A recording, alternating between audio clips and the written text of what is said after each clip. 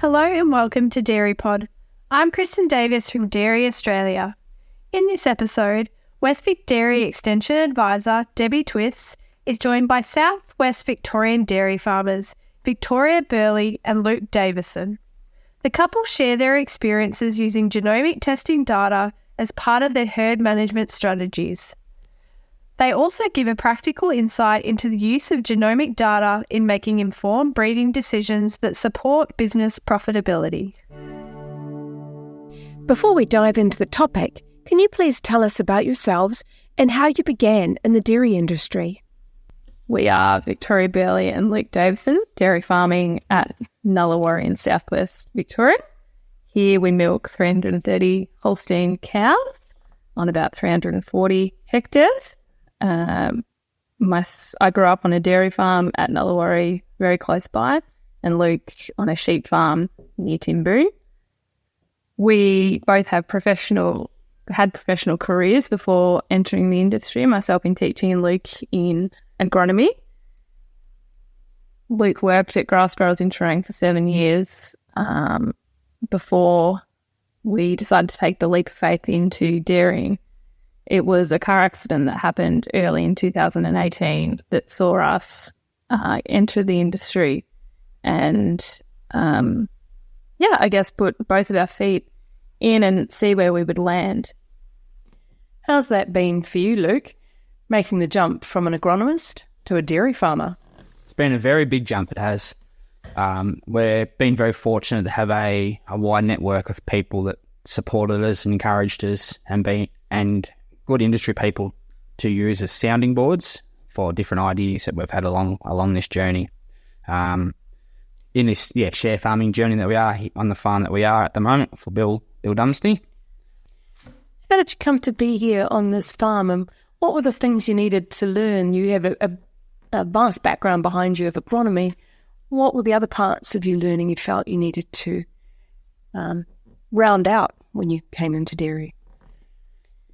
During my time as an agronomist, Vic and I probably always had the conversation and thought that maybe one day going back to a farm or that farm ownership, that goal, that dream was something that we'd like to pursue further. During being an agronomist, we leased my parents' beef and sheep property where we had some beef cows there as sort of a little side hobby to play with, and I used to any sort of new things, technologies, whether that was new grass varieties or fertilizer products, I would always play around and trial that there. So I was able to learn behind closed doors, and if there was a mistake or no one got to know before that, I could go and talk with farmers. Notably the fodder beets was something that I took a great interest in while being an agronomist, but played around with them before that on our own place. There along the journey, I suppose the grass and the fertilizer aspects, which I had built those skill set being an agronomist. When after our car accident, and we sort of had an opportunity to go to a large farm, we sort of both looked at it and thought, well, this is probably a great opportunity to learn from the cow health side of things, the animal health, welfare, all that sort of stuff, which we were very fortunate to do. We worked there for well over 12 months and learned a lot, and probably learned a lot more than we thought we were going to. So being such a large scale property, people were a big part of that, a big team.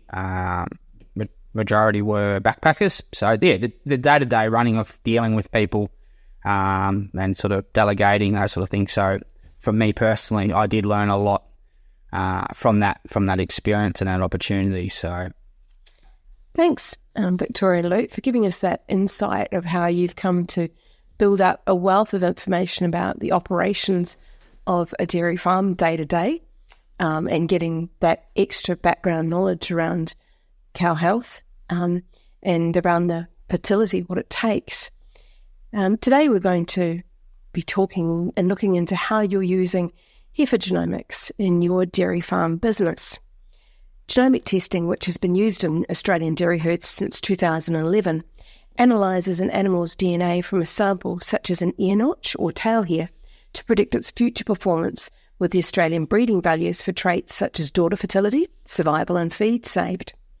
The reliability of genomic breeding values is the equivalent of having 7 lactations of data, more than double those based on pedigree alone.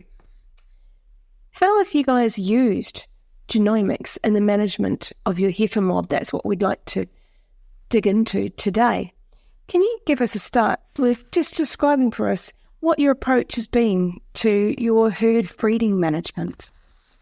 So the first year we arrived here, we arrived in September, I believe it was. We already had the drop of heifers, and there's 65 to 70 replacement heifers there to come in the next 18 months' time. And it was sort of the end of the season. There was quite a few empty cows that we sort of had done the assessment on the size of the farm, how many cows when we started, there's 283 milkers in the herd. We felt that the farm could be pushed a little bit harder, so we sort of set our sights to 308. So just working 22 aside, swing over. So we thought, well, another couple of rows.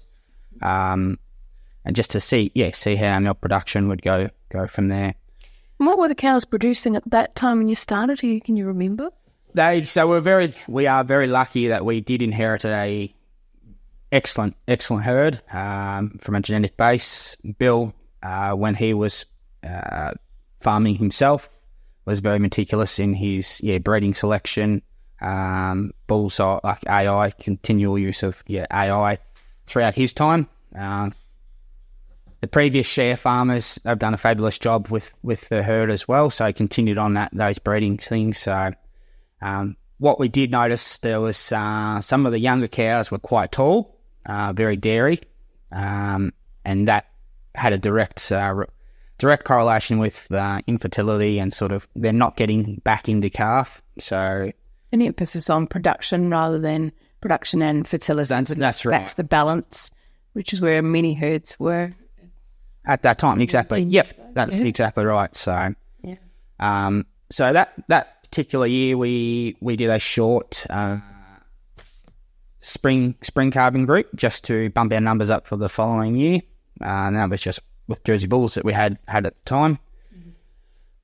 Sex semen was probably introduced to us at the previous farm we worked at, and that was mainly just on heifers, and that was purely just to get numbers. Everything was kept, all heifers were kept to build numbers. They were in a very growth phase, huge growth phase at the time they were. So we had been exposed to the sex semen along the way. So, and our first autumn, we used sex semen on our heifer with a heifer program, and that went pretty well. I think it was about 60, 66, 67% in calf rate. How long were you doing sex semen AI? So with the heifers, we did a double program. Again, that mindset of trying to get more replacement heifers to supplement and top up numbers for future, basically it was. So, and then a conventional program on the cows. So working closely with our vet and our AI tech. We tailored the programs there to maximise a nice big group of cows and the heifers. The first two years of the heifer programs, we did a double program, until we got to a point where we started getting enough replacement heifers that we could go back to just a single. So this last year was our first year we just did a single program with the heifers, and then we also introduced a small program from a visual aspect, the young cows, young heifers, and some of the good producing cows, a sex program with them. So, and got some fabulous results. So you've been really focused on getting the best out of the sex semen and a good calving pattern. It's a pretty conventional approach. But what initiated your interest in going down the path of using the tool of genomic testing to augment your breeding management? I've listened a lot to podcasts, and on the dairy pod, I was listening to one about genomics and the use of it in an operation in South Australia. And often it's little bits and pieces that you put together that make a big picture. And between Luke and I, we go to a lot of field days and things, and so we come home and discuss how that could or couldn't work in our operation. And I mentioned it to Luke as something that we could explore further. And it took a little while for everybody to be on the same page and how it would work and what its use would be. So that was about 3.5 years ago, I think, since we started that conversation. And now there's more hepatitis here that we can handle. I think it's a bit of a natural progression as well. Like I stated earlier, the first year or 2 years we're here, we just had to keep what heifers we had. We were 65, 70, and then we got to 100. So we never had enough of a replacements we just had to rear everything and breed everything. So through the sex program or programs, we've got to a position where we have a large group of heifer calves. So it's part of that, like Victoria just said, it's that natural progression of then, righto, what else can we do to better this? So And so now you're doing the genomic testing, getting data around these animals. So how are you now using that data? As Victoria alluded to, you've got more heifers than you can handle, but actually you are handling them using data. How's that working? So, this last calving, we had 170 heifer calves that we genomic tested. Talking with a farm owner and the bull semen advisor, we sort of looked at setting those benchmarks within the BPI range of keeping the best, how many heifers you need to keep and replace, and sort of working backwards from there. So keeping your top 100, top 120 calves, work back from there. So really focus on that balanced performance index. That's what we had to get both production and fertility into your herd. That's right. Yeah, that's exactly right. So, and probably on a little bit more of a flip side of that, we've sort of changed focus with now the bulls. As I said, the first year we here, we noticed a lot of taller cows, which naturally weeded themselves out of the herd because they weren't getting any calf. Good production, good milkers. You feed them right, they'll milk. But our key thing is they never got pregnant again, so they disappeared out of the system very quickly, naturally anyway.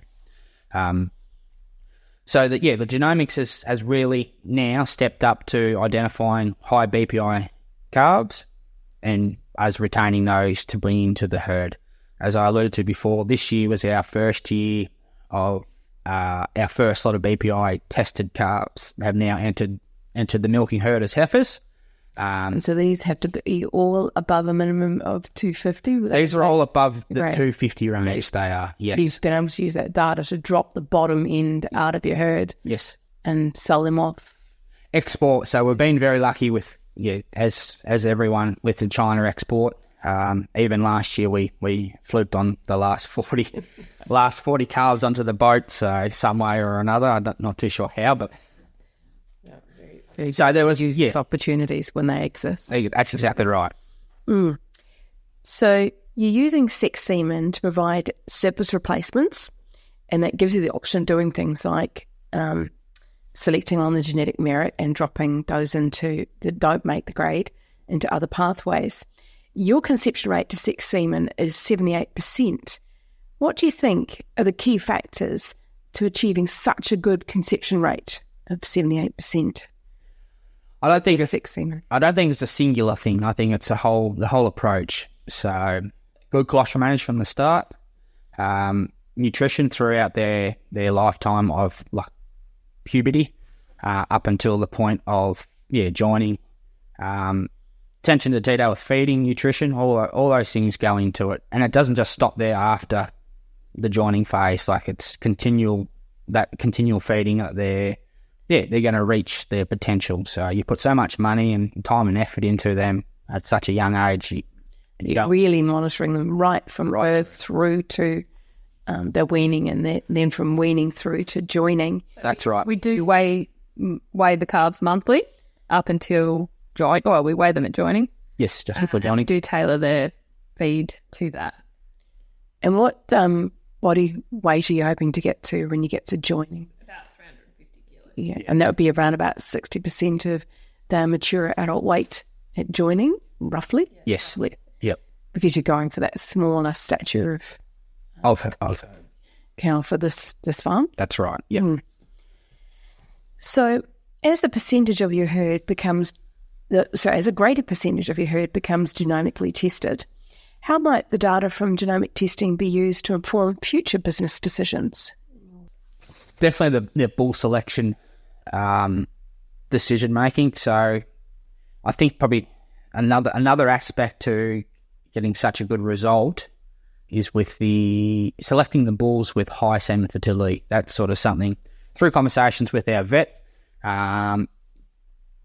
Other farmers, they've sort of indicated that the high semen fertility of the bull has indicated that they've got really good results, conception rates and results. Combining that with a good BPI to get a good performer. A good performer. Yep. Selecting that. So the other aspect and tool is sort of culling sort of the older cows or lower fertility cows to try and get an overall even herd, if that makes sense. So we're able to identify now with the cows that don't fit into that tight carbon group will be either joined to AI'd to beef, just because they're not going to be a part of the system. They aren't. So I think naturally in time, then there will be a natural increase anyway in the BPI across that core nucleus group of cows going forward too. As a greater percentage of your herd becomes genomically tested, how might the data from genomic testing be used to inform future breeding decisions for your herd? Well, I think for future, it's probably, we don't really want to go down the individualised cow breeding sort of selection, but I think as we get a larger percentage, or if not the whole herd BPI tested by the time... And each cow needs that one test. And each one test, exactly right. Then we could start to really fine-tune the system. So we're joining AI for 6 weeks.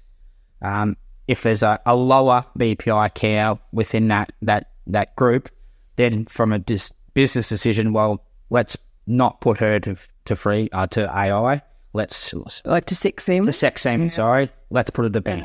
Yeah, tailor that scenario of she's still a good cow, but there's higher ones within the herd that you want to keep the replacements. We'll spend our money on to get the better replacements out of those higher BPI cows going forward for the future. So it's pretty important to you guys keeping that calving pattern pretty tight. And there is some good advantages having that sex semen and replacement mob coming from the first 3 weeks. I think you mentioned that, Victoria, when we were talking earlier. Yeah, so we do like having even groups, and there is a big difference between a calf in week 1 versus week 4. So keeping them even is important. And like I said before, with our heifer management going through, we do keep a very close eye on them, how they're tracking, and accordingly how we feed them. That will go on to help the next generation being fertile when they're being well fed and all reaching their target weights for the date of joining when you herd. So nearly 4 years on from that initial dairy industry podcast that you listened to, Victoria, how has genomics assisted your journey towards your end goal? What are you guys aiming for? What's the big picture? Big picture is dairy farm ownership, or perhaps beef farm ownership. So we were fortunate to purchase a small property a couple of years ago. So that was sort of one of the steps. I guess we're always looking for our next opportunity. We often get approached with different ideas, but it's always about finding what works for everybody. We are very fortunate to be where we are. Nearly 5 years on from entering the dairy industry, what's the end goal? For us, it's about either dairy farm or beef farm ownership. We are very fortunate to have purchased a property a couple of years ago, a small farm at Naranda, where we run our beef cows separate to this operation.